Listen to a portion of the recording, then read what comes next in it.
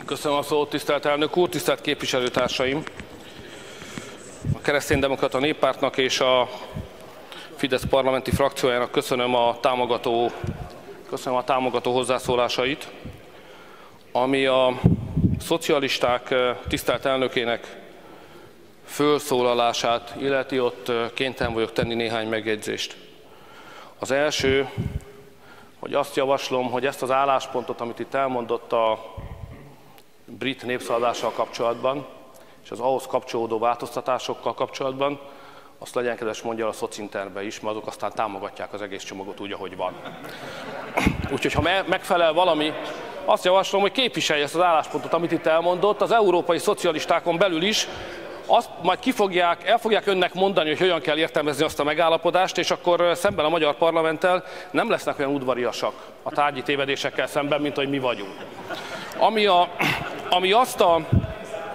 Ami azt a kérdést illeti, hogy önök milyen álláspontot foglaltak el korábban a menekültügy kérdésén, ott emlékeztetnem kell a magyar közvéleményt arra, hogyha önök lettek volna kormányon az elmúlt másfél évben, akkor Magyarországon több százezer beazonosítatlan, ismeretlen, közvetlen veszélyt jelentő idegen tartózkodnak.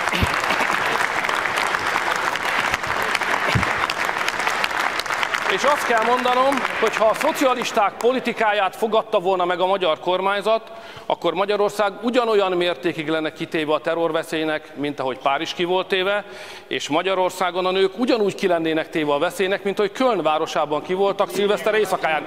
Azért nem jött be ez a baj Magyarországra, mert nem önök voltak kormányon. Ha önök lettek volna kormányon, ma a magyar embereknek, a magyar asszonyoknak és a mi lányainknak azzal a veszéllyel kéne együtt élnie itt Magyarországon, amiben Nyugat-Európa számos országában. Ez csak azért nem következett be, mert önök nem voltak hatalmon. Azt kívánom a magyar polgároknak, ez még maradjon is így jó hosszú ideig.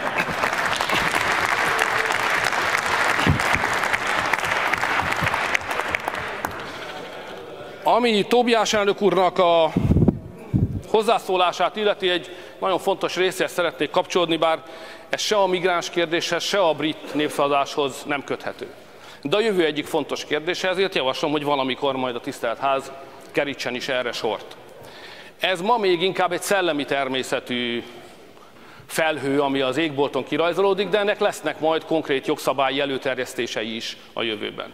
Arról beszélt az elnök úr, hogy vajon vannak-e olyan törekvések az Európai Unióban, ezt ő kétsebességesnek nevezi, most már nem így hívják, ennél a baj sokkal nagyobb, hogy létrejön egy szakadás az Európai Unión belül. Leginkább nem kétsebességes alapon, hanem ott, ahol az eurózónához tartozó országok vannak, és ott azon a határon, ahol mi vagyunk, a többiek, akik nem. Ez egy nagyon komoly kérdés, amit alaposan át kell gondolnunk. Én csak azt akarom mondani ezzel kapcsolatban, hogy ismét kérem, hogy beszéljen a francia szocialista párt vezetőivel, akik az első számú képviselői ennek a koncepciónak, és ami nem volna jó Magyarország számára, jelezni szeretném tehát, hogy ez a gondolat, ez nem a keresztény hagyományokat képviselő Európai Néppártból indul ki, hanem az önök pártcsaládjából, a szocialisták világából, és ezt el is kell hárítanunk. Tisztelt hölgyeim és uraim! Minden tisztelet mellett, Schiffer képviselőtársam, minden tisztelet mellett azt kell mondanom, hogy a politikai diszlexiával nem tudok mit kezdeni. Tehát a helyzet úgy fest, hogy a szövegeket el kell olvasni. Például a legutóbbi záró nyilatkozatot, amit elfogadtunk, is el kell olvasni. Amely világosan azt mondja, hogy fölidézve azokat az egyetértéseket, amelyeket decemberi csúcsunkon értünk el, ahol Magyarország és Szlovákia bejelentette, hogy nem ért egyet. Tehát magyarán a mostani zárónyilatkozat azért utal vissza a decemberi közös nyilatkozatunkra, mert ott jelentette be Szlovákia és Magyarország, hogy perre megyünk. Következésképpen az diszlexia, hogyha valaki nem tud egy szöveget magában sem értelmezni, és két szöveget egymás mellé tenni, pedig képtelen, ezért nem tudok segíteni.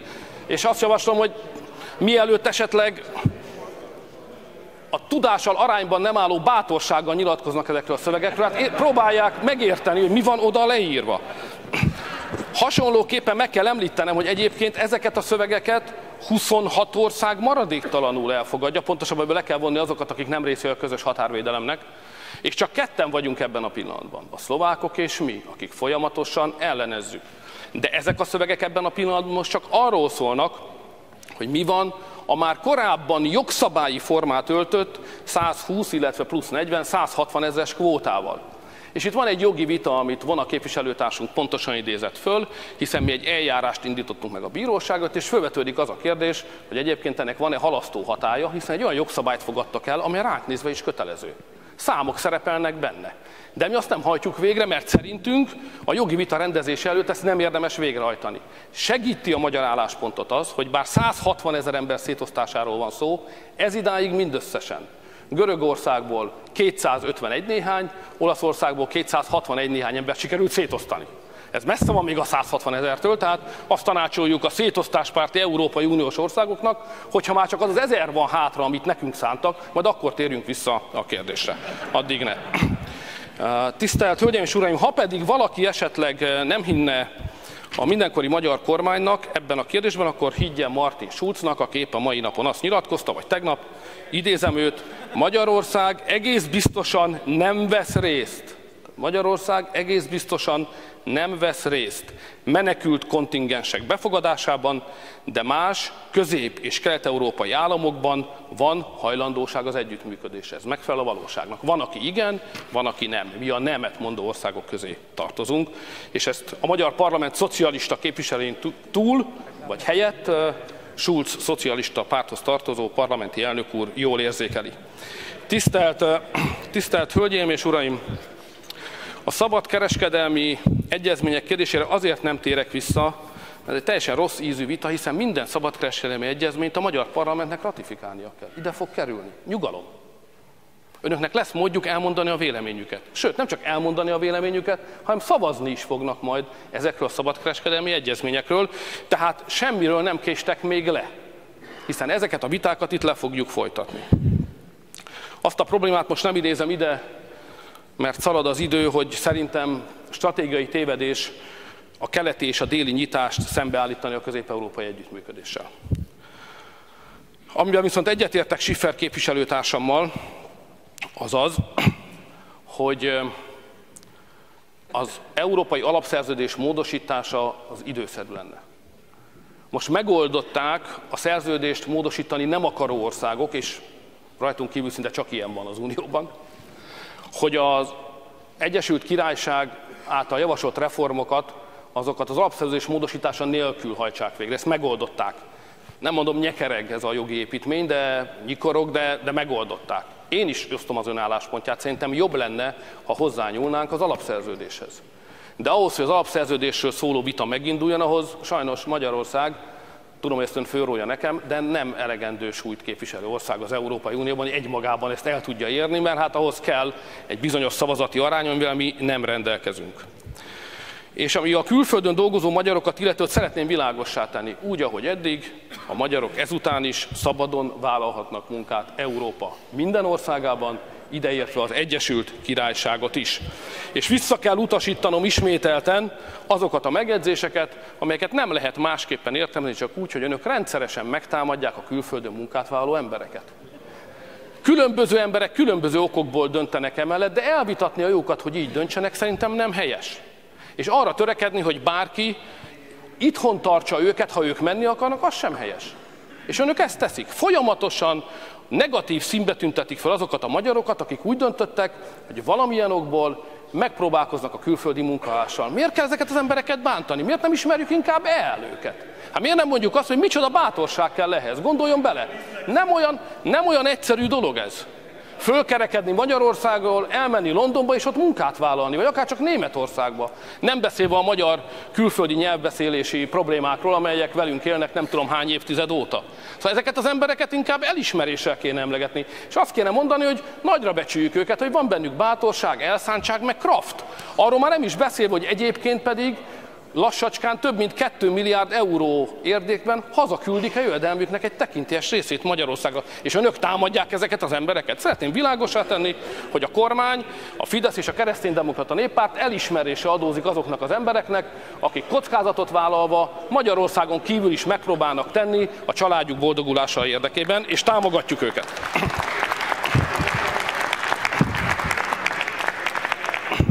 Vona képviselő úrnak azt szeretném, ha megengedi képviselőtársam válaszolni, hogy ha az Egyesült Királyság reformtörekvését azon a szemüvegen keresztül nézzük, amit ön most föltett, vagyis hogy az Egyesült Európai Államok felé, vagy attól inkább attól távolodó irányt jelent ez, akkor az utóbbit kell megjelölnöm. Tehát a britek egyértelművé tették, hogy az Ever Closer Union nevű klauzula, ami az egyre közelebbi uniós együttműködés, annak az újraértelmezését, vagy pontos meghatározását kérték, mert az Unióban ez egy körülhatárolatlan, az Unió szerződéseiben ez egy körülhatárolatlan terminológia, és itt azt javasolták, hogy tegyük világossá, hogy ez semmilyen jogi kötelező erőt nem jelent, sokkal inkább az európai kultúrhagyománynak és az európai politikai hagyománynak a része. Tehát ha abból a szempontból próbálom lefesteni a mostani helyzetet, hogy közelebb kerültünk az Európai Egyesült Államokhoz, vagy távolabb kerültünk tőle, akkor a brit reformokkal távolabb kerültünk tőle. Ha a kérdést úgy tesszük föl, hogy a most, majd márciusban megvitatandó új menekültügyi és migránsügyi szabályozás, amit elő fognak majd terjeszteni, az közelebb visze bennünket az Európai Egyesült Államokhoz, vagy eltávolít, akkor azt kell mondanom, hogy amit le fognak tenni, azt arra javasolt, az közelebb fog hozzávinni. Tehát elvi okunk is van arra, hogy ne támogassuk, túl azon, hogy konkrétan káros lenne Magyarország számára. A külföldön élő magyaroknak a választójogát semmilyen sérelem nem érheti, minden külföldön tartózkodó magyar állampolgár a pontosan lefektetett szabályok szerint élhet a szavazati jogával. Ami pedig a határvédelmet illeti, szeretném világossá tenni, hogy voltak olyan javaslataink és döntéseink a határvédelem esetében, amelyet a Jobbik támogatott, ezt a támogatást köszönjük.